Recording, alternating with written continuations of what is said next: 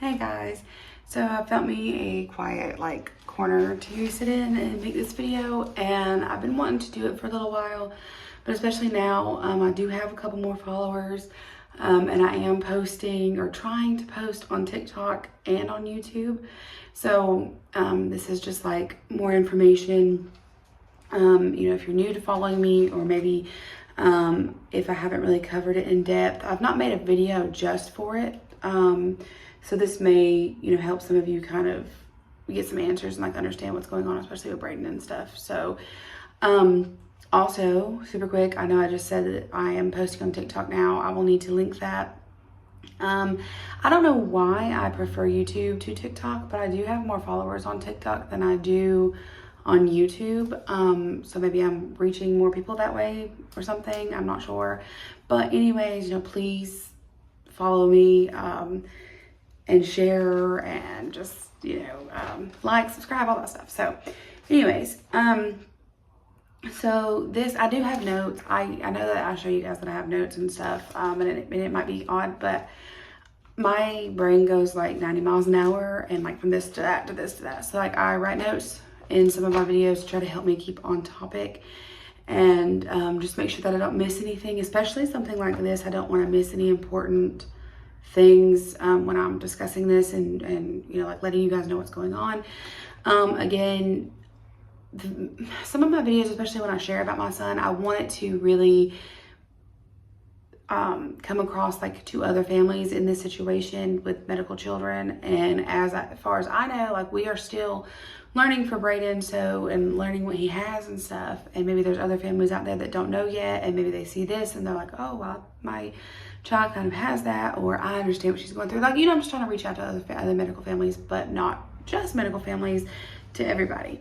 Now that I've made this intro awkward, let's start. So, what does Brayden have? I get this question probably a few times a month from various people. So the short answer, I don't know everything that Brayden has. Each time we go to the doctor is kind of like a fun little surprise. We don't know what we're going to be told. We don't know. I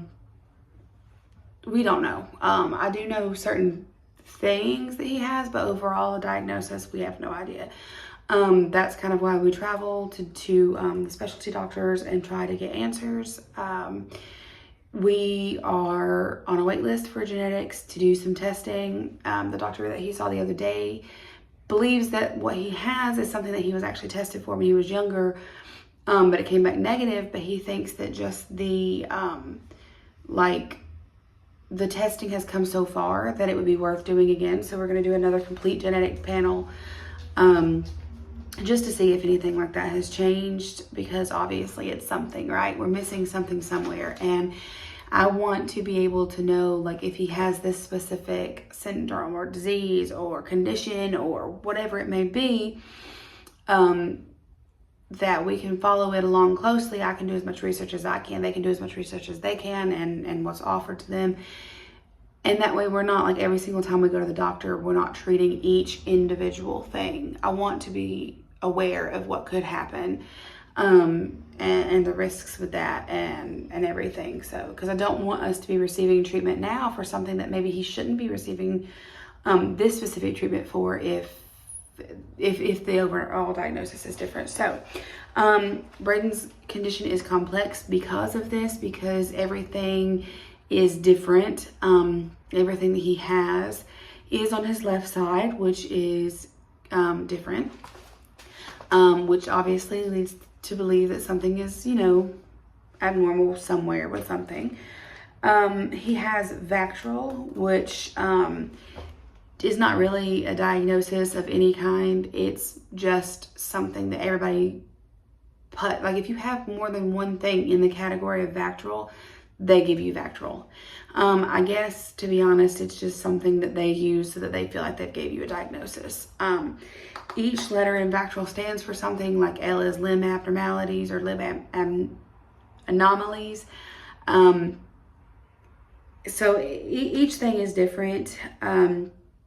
Brayden falls into most of these. He doesn't have all of them, though. but he does fall into most of those. So obviously they did put him into Vactrol when he was young. He's been there forever.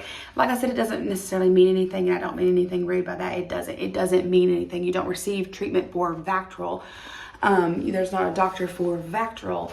It's something that he was thrown in, just like a bunch of other children, I would assume. And in my opinion, it's just a shortcut. That's just my honest opinion about it.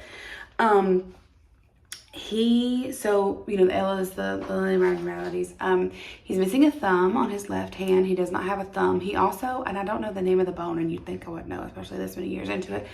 The bone that connects to your thumb is shorter on Brayden, and he doesn't even have a thumb.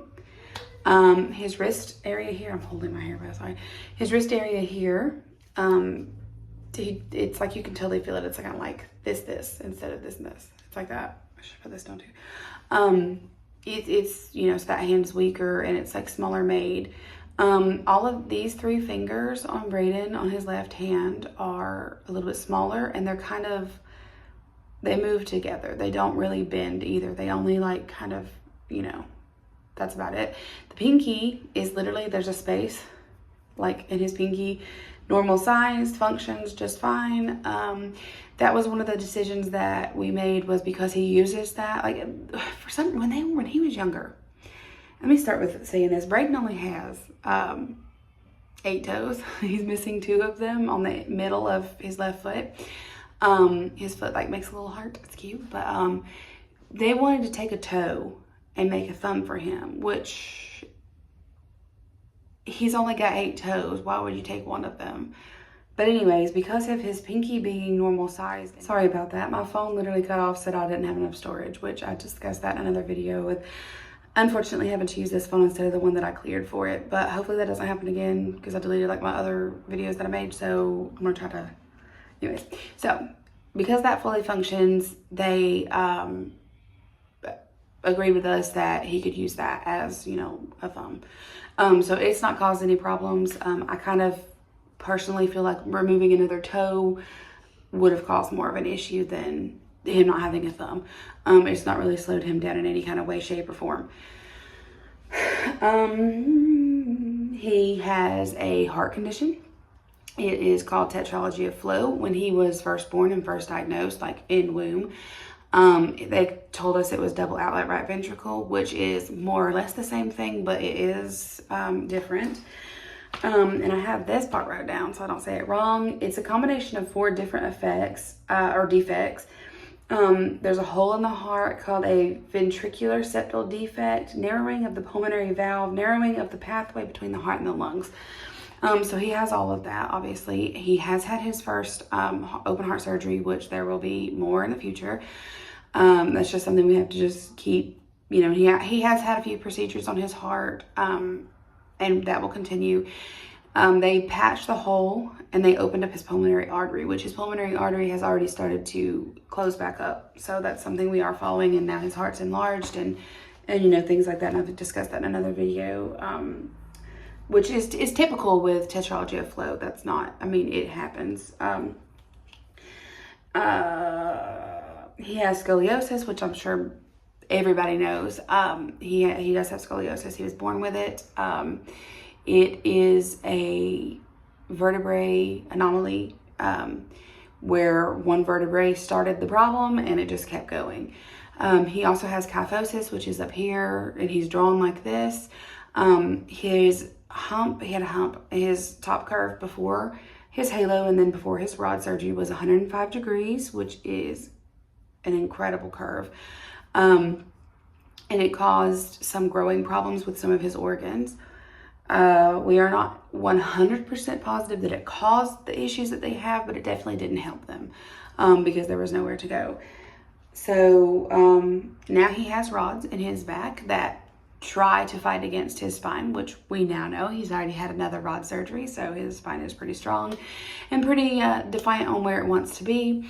So it holds it straighter than it was, but it's obviously still not straight. But every 3 months we have to go and have those rods lengthened. They're called magic rods. They're magnetic. We do it in office. I'm sure it doesn't feel that great. Brayden's not a big fan. It's not like he's first in line for that, but it's not terrible for him, he says. Still not a big fan though. He has a smaller lung, his left lung, everything's on the left. His left lung is less than half the size of his right lung. After his heart surgery, his left lung did stick together, just all the gook and stuff, you know, that happens, fluids and secretions and stuff that happen after surgery got in his lung and stuck it closed. When it stuck closed, there was not a whole lot of change in his pulmonary actions, his breathing, nothing like that, because that lung just doesn't pull its weight like it should.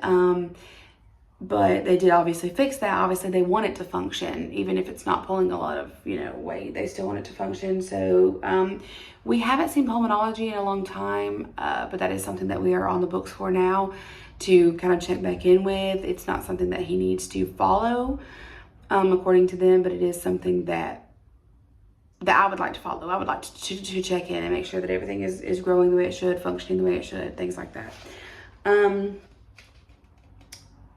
Let's see here. I've already said almost all that. I'm almost done with all of this. I really wish I hadn't cut my video off, because now I gotta try to edit it together and then save it back to my phone. And then the saving it back to my phone, sometimes my phone is like so difficult. Like the video before this doesn't really have like a, we'll see you in the next one, guys, like most of my videos do, because I did make that video and I did try to put it together, but just that little 30-second clip wouldn't save to it. I don't know. So if you're seeing this and you watched that and it ended a little bit abruptly, now you know why. It wasn't my fault. Oh, I think I talked about these. So yeah, he sees GI, as you guys know. He does have some complications with that, and we're not sure if, I mean, he was having them before his rod surgery, but they definitely got worse. So these are the things that he's being seen for right now. I did see like on my Q&A thing, another person actually commented and asked about St. Jude's. So St. Jude, I did reach out to them, but St. Jude does not do what Brayden needs. So they weren't able to help him. It was something that I looked into and asked about, but unfortunately they just don't have what he needs. So that's it for this one. And we will see you guys in the next one. Follow me on TikTok. If you're seeing this on TikTok, follow me on YouTube. Just follow us for the journey. There's family vlogs, there's trip vlogs, there's medical vlogs, there's a lot to see. So I hope to see you there.